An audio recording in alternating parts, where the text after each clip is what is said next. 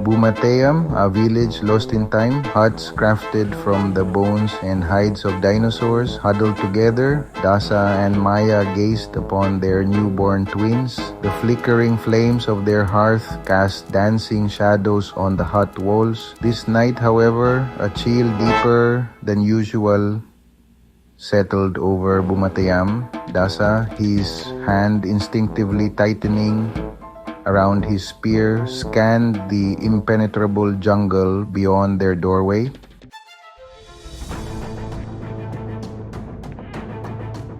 A low guttural growl vibrated through the village. Fear pierced the fragile peace of their little hut. Dasa met Maya's terrified gaze. Their unspoken question hung heavy in the air. Would this be the night the monster finally found them? The rumble, closer now, morphed into a distant roar. Each echoing growl sent tremors through the very foundations of their world. The dinosaurs were a constant threat, but this was different. This was the sound of the legendary T-Rex. Dasa, his instincts screaming at him to run, knew he couldn't. He was their protector, their shield against the storm.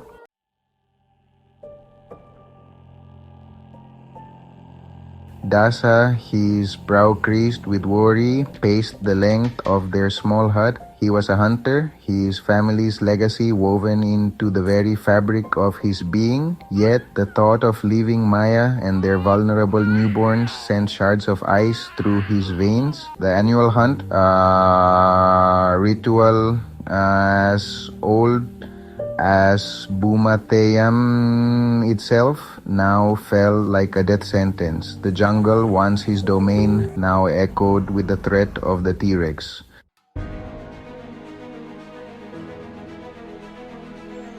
I should go, he muttered. Dahan, it's my duty. Maya, her heart clenching at the agony in his voice, reached out a hand to still his restless pacing. No, she whispered, her voice firm despite the tremor in her soul. Not now, Dasa, not with that beast out there. They need you here, with us. She gestured towards their sleeping babes. Dasa, his gaze drawn to the innocent slumber of his children, felt a surge of fierce protectiveness rise within him. He would not abandon them. He would not let the loss of their ancestors condemn his family to this monstrous fate. He would find another way. The rumble, closer now, seemed to mock his resolve. I won't go, he vowed. I will stay and protect you. We will face this together.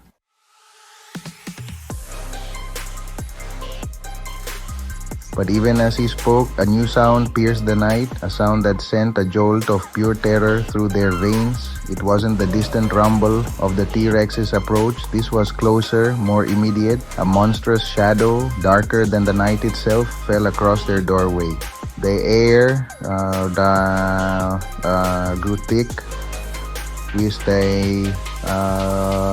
the stench of rotting flesh and damp earth. Dasa, his spear held high, pushed Maya and the babies behind him.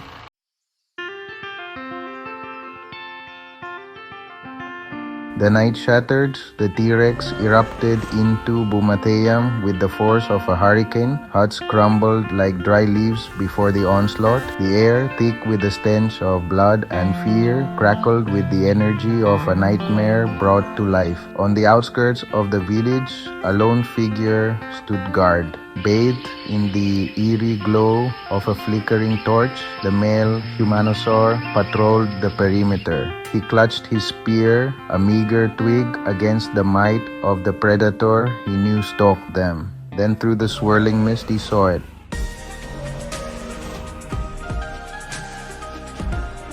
The T-Rex, its massive head lowered, charged. The ground trembled beneath its weight, its roar a deafening blast. The humanosaur, realizing his fatal error, cried out. He raised his spear, a futile gesture of defiance. The T-Rex clamped down on the hapless guard, tossing him like a rag doll. Deep within the village, Dole, his slumber disturbed by the distant roar, stirred. Without hesitation, Dole surged to his feet, his massive form a blur of muscle and fury. Dasa, his heart pounding in his chest, heard Dole's roar.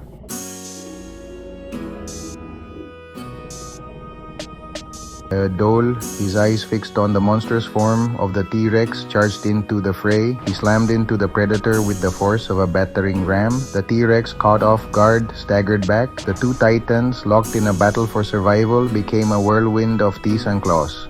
Dasa, spear held high, watched in awe and terror as the battle raged around him. Dole fought with the fury of a creature possessed.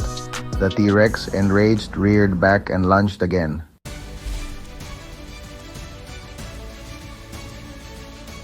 With a Herculean effort, Dole heaved his massive head, flinging the T-Rex away. The predator, disoriented but undeterred, crashed through the remains of a nearby hut. Dole, his breath coming in ragged gasps, stood guard over the fallen humanosaur. The T-Rex struggled to its feet, its chest heaving. Then with a final chilling roar, the T-Rex melted back into the fog. Dole, his strength finally failing him, collapsed beside the fallen guard.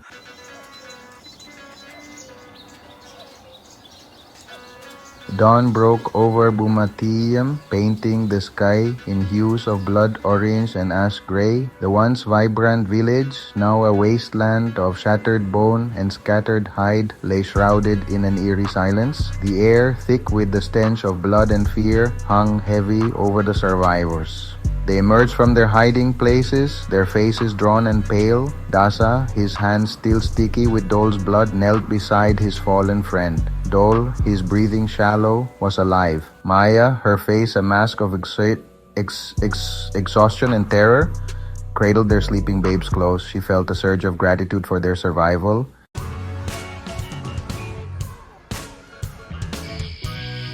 As the sun climbed higher, the villagers gathered in the center of what was once their communal space. The leader, his face etched with grief and anger, stood on a makeshift platform. "We are fortunate to be alive," he began, "but we have paid a heavy price for our survival. The T-Rex has never attacked our village with such ferocity. It is clear that something has changed. There are those among us who believe that Dole is to blame." Dasa, his jaw clenched, felt a surge of anger rise within him.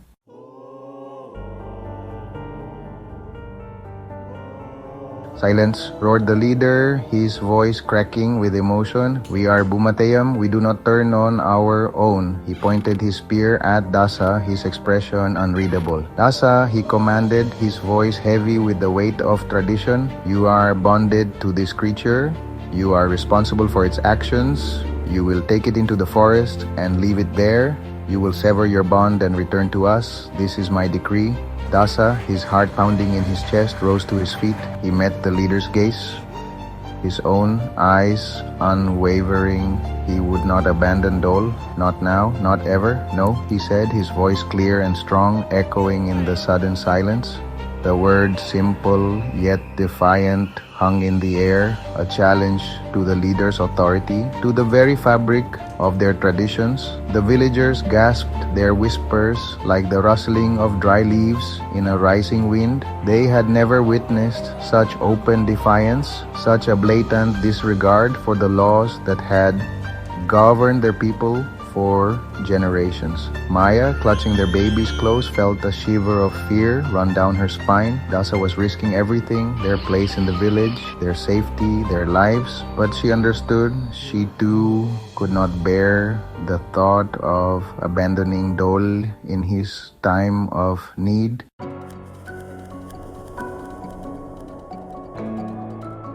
Rasa, his face pale but determined, stepped forward. He stood beside Dasa, his hand resting on his son's shoulder in a gesture of solidarity. "My son speaks true," he said, his voice firm despite the tremor in his chest.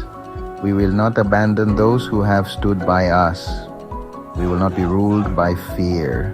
The crowd stirred. Some, their faces etched with fear, shrank back from Dasa and Rasa, their eyes filled with suspicion and distrust.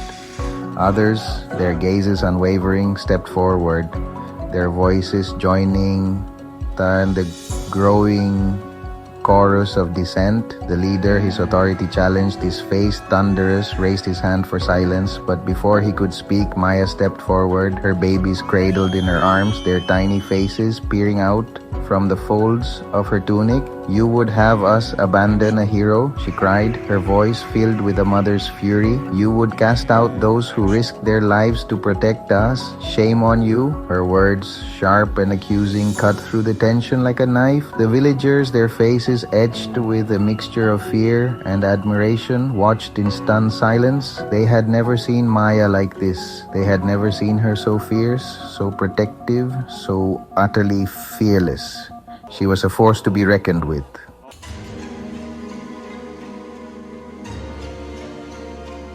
A hush fell over the crowd. Maya's words, like sparks on dry tinder, ignited a flame of defiance in the hearts of the villagers. They had spent the night cowering in fear, their spirits broken by the T-Rex's brutal attack. But Maya's courage, her unwavering defense of Dole, reminded them of who they were.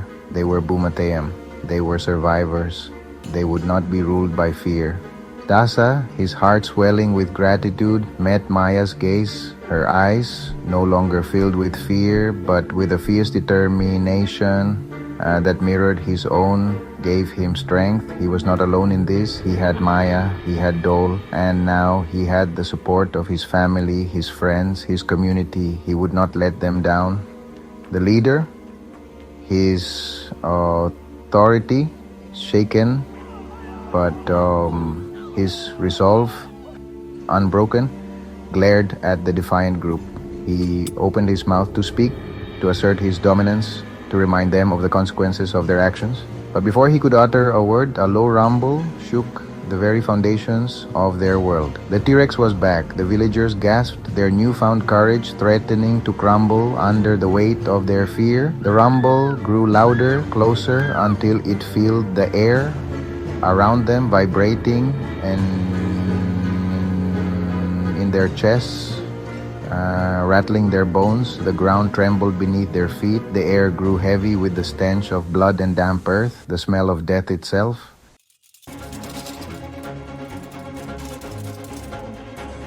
Dasa, his heart pounding in his chest, grabbed Maya's hand. "We have to go," he said, his voice urgent. Now, he scooped up one of the babies, his small weight a reassuring presence in his arms. Maya, her eyes wide with fear, but her steps firm, followed close behind, their other child cradled securely in her arms.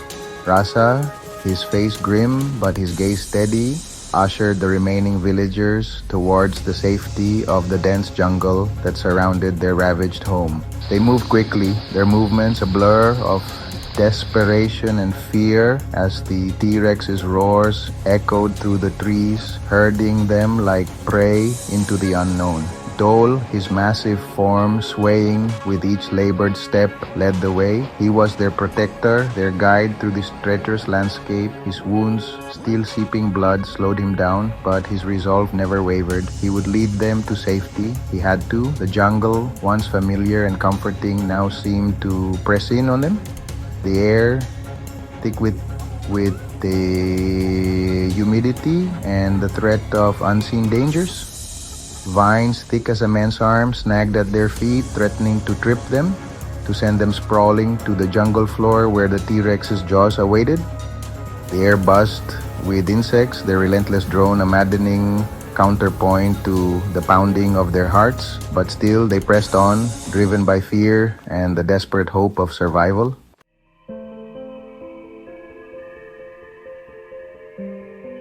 Deeper and deeper they fled, the remnants of Boomatheyam shrinking behind them until only the echo of the T-Rex's enraged roars marked its passing. Ahead, through a curtain of emerald vines and mist tinged with the red glow of the setting sun, a sight emerged, as startling as it was unexpected. Stone, ancient and weathered by the passage of eons, pierced the jungle canopy. Immense blocks carved with strange symbols that spoke of a time before time formed a gateway into a world lost and forgotten. These were the ruins, whispered about in hushed tones around the fires of Boomatheyam, a place of power, some said, a place of danger, others warned. Now, with the T-Rex's breath hot on their heels, it was their only refuge. Dole, his breath shallow, his strength waning, stumbled to a halt before the imposing archway. His blood painted a crimson trail upon the earth, a testament to his courage, his sacrifice. His massive head dipped, horns grazing the moss-covered stones, as if seeking an answer from the silent sentinels. Dasa, his heart heavy with a mixture of fear and gratitude, placed a hand on Dole's flank. The warmth of his friend's blood, sticky beneath his calloused palm, sent a jolt of urgency through him. They had found sanctuary for now, but the T-Rex would not be deterred, not for long. "We'll rest here," Dasa said, his voice hoarse but firm. He looked at Maya, her face pale with exhaustion, but her eyes still shining with that unyielding strength that had always been his beacon. She nodded, her grip tightening on their child, a silent vow passing between them. They would survive this, for their children, for each other, for the memory of the home they had fled. As darkness fell, swallowing the jungle in an inky embrace, they huddled together within the crumbling walls of the ruins. The air, thick with the scent of decay and the faintest hint of something ancient and unknowable, pressed in on them.